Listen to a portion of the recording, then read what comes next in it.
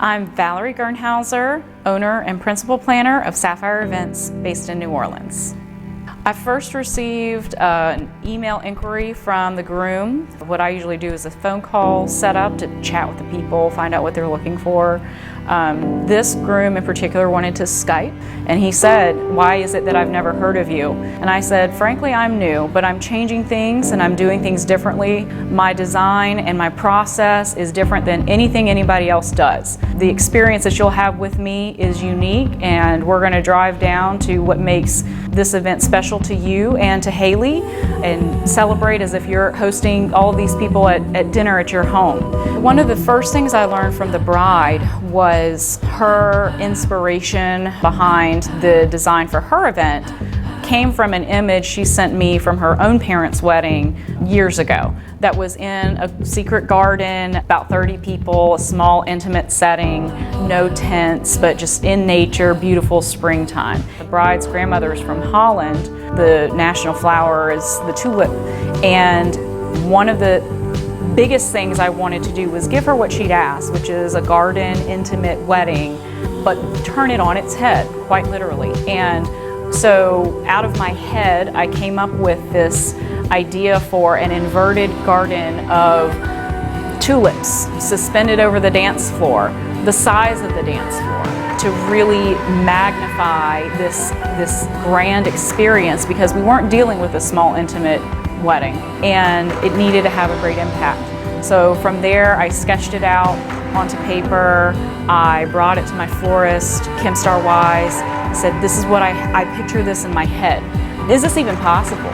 Every time I go to her with something like this, she never turns me down. She is a yes woman, and then we figure out together how this is going to happen. So she said, "Absolutely, we can do this. 25 to 30,000 tulips will be required for this." Then how do we suspend it from the tent? I have no idea. She didn't, but she knew a guy who could tell us that. So we go to Raven, who is a connection through Kim. I went to them saying, "This is what I'm thinking. We have no idea how much it weighs. We guess it's going to be 25 to 30,000 tulips. Do you think this is possible?" I'm always waiting for them to tell me no. It can't be done. They looked at it and they said, "Absolutely, not a problem." The week of the wedding, this is when it's really crunch time. Looking at the weather from Sunday on, it looked to be pretty rainy in New Orleans. It's springtime, mid-March, and that rain was set to happen Monday or Tuesday. We waited for it to happen. It didn't happen. This was going to be like massive floods, tornadoes, all of these things. Friday and Saturday were clear. Tuesday comes, Wednesday comes, no rain. Wednesday at noon is when we have to make the rain call. And with that, are we going to add more tents? Again, our lovely bride did not want tents. We had to have a couple, but she didn't want any additional tents in the space. She wanted it to be open and garden-like, and that was a big priority.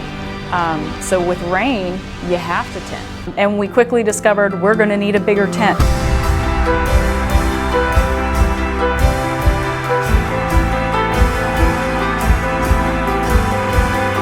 This massive installation, we estimated, may weigh 2 to 3 tons, and the traditional, pole tent that we had ordered was not going to sustain that kind of weight.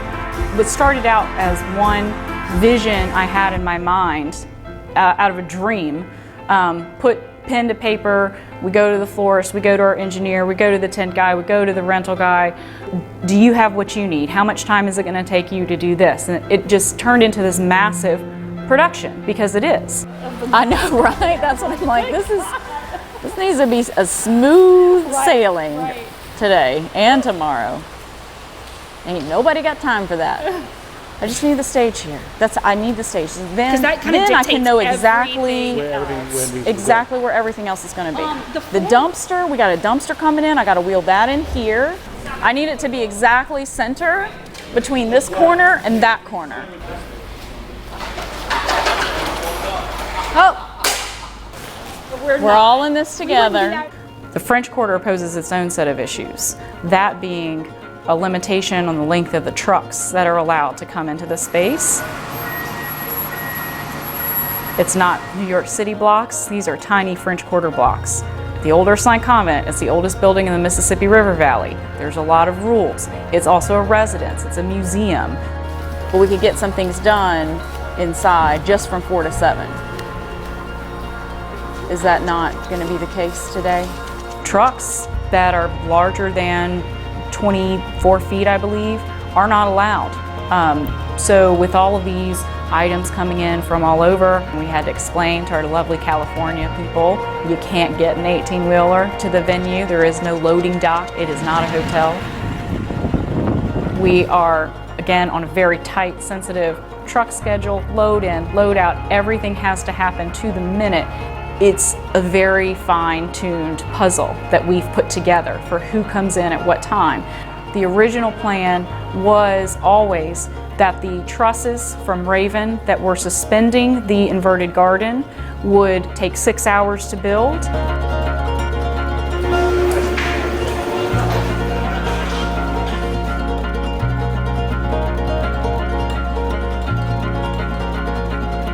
And would come in and we would install the flowers, which would take, we don't know how long to install 25,000 flowers, but that would go into the night, and the dance floor would go in last early Saturday morning.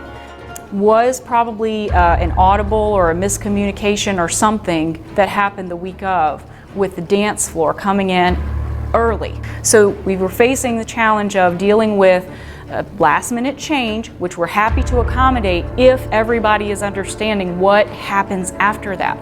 And there was a flare-up on Friday.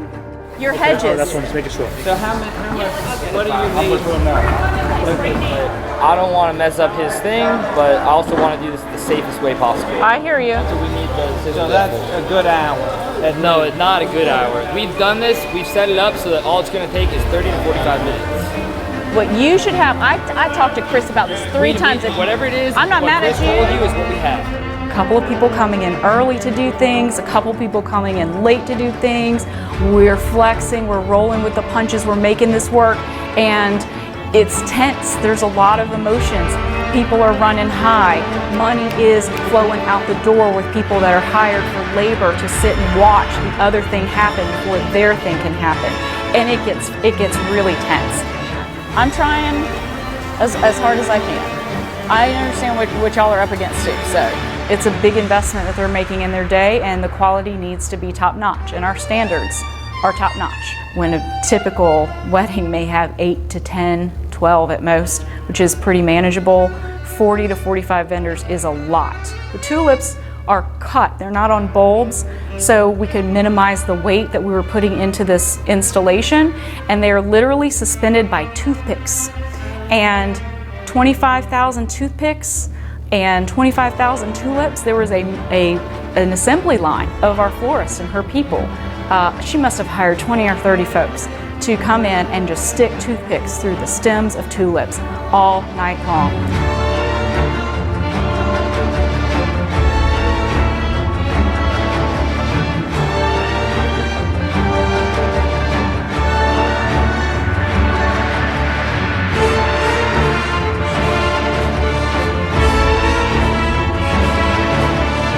6 p.m.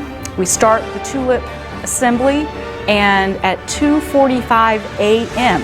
we have to be out of there by 3. At 2:45 in the morning, Henry Heaton puts the last tulip in the last hole. 1,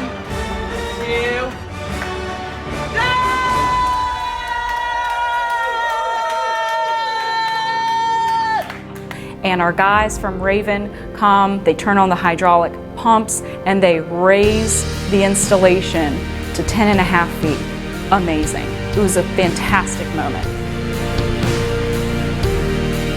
I went home, slept for an hour and a half, and made it back to the convent by 6 a.m. for Saturday. This is the day. Everything's happening. Hour and a half of sleep, it's not enough, but I'm running on adrenaline, a lot of caffeine, and knowing that I'll sleep at some point Monday. One of the first things I learned about the groom was his desire for a particular bespoke bar elements that I knew only Grand Bevy could execute in the way Bradley had expected them to. So I brought them in from LA. We brought furniture pieces in from a couple different places regionally. Through my experience and education and my desire to travel, I've made a lot of really wonderful, meaningful connections to people all over the country that want to get into New Orleans. It's such a special place to so many people, and to be able to bring them here and enhance what we have available to us in New Orleans has been really great. Another element that I found out in an initial consultation from the groom that was very important to him was that his groom's cake was a lifelike replica of the Minas Tirith Castle City from Lord of the Rings. I learned very quickly this is no easy undertaking. This is a lot. It's very detailed, very important to him. There is only one person in town that can do this, and that's Melissa with Melissa's Fine Pastries. Started to do a little bit of research, started to look into it, how can we do this, and realized this was going to be one for the books. We started working with a local 3D printing company named Idea to design in CAD the positives that look just like these chocolate houses. I thought, sure, groom's cake this size, not even close. It was 5 foot wide and 5 feet tall, and one of, if not the most elaborate cake that we've ever done since I started Melissa's Fine Pastries. Jack is with me at the convent, Tess, Caroline, Darby, Maddie, Danielle, Belinda, everybody I could get my hands on that day to help me out. I remember a moment on wedding day where I'm with the photographer, we're working so hard to get this done, and I say, clear the room, please step aside, don't ask me any questions, but I still love you.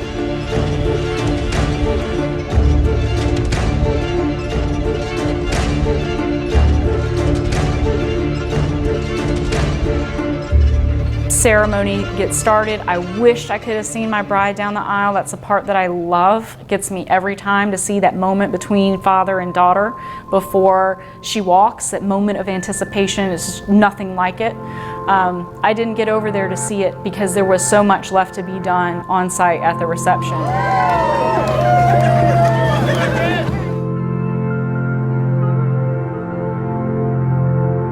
As guests are coming in, they're seeing the space, the garland at the entrance, the gardens themselves that are there that are so beautiful, and walking into the space where the inverted garden is and the dancing tent, and just mouths open, and people are just flabbergasted by the scene and the experience. It was wonderful to see so many people receive joy by being in a space that we had worked so hard to create. The bride was beaming, the groom is so in love with her. It was wonderful to see those moments too. She loved it. She loved the experience, the context of everything, the emotion. It was her own, and that's the way it should be. And from there, everything ran like clockwork. First dance, cake cutting, groom's cake cutting. I had surprised him with a sword from Lord of the Rings. He could not have been more proud to stand there with his sword, ready to cut his Minas Tirith cake wide open.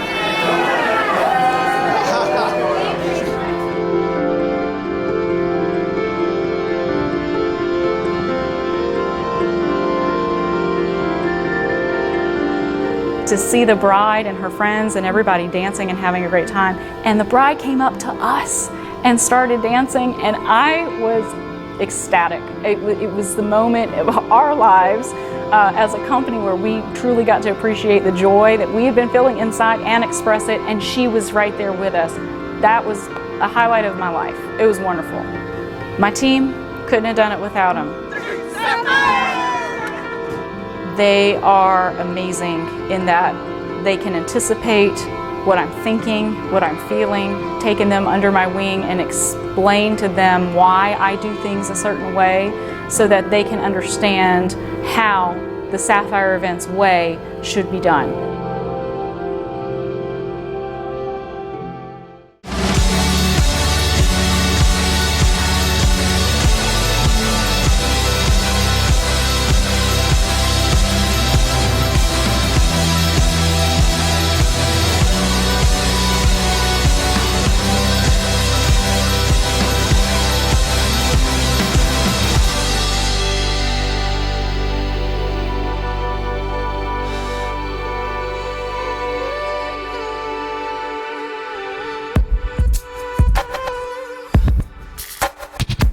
If I were on The Real Housewives, my tagline would be, "You may not like me at first, but soon you won't be able to live without me."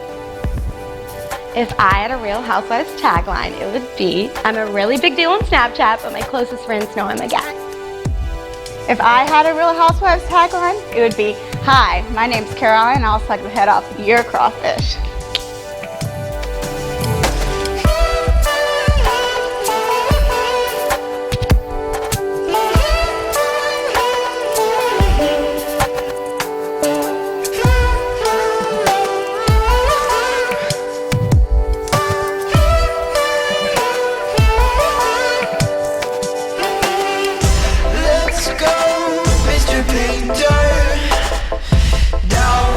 To where the birds lie, paint me a picture of the fire in the sky.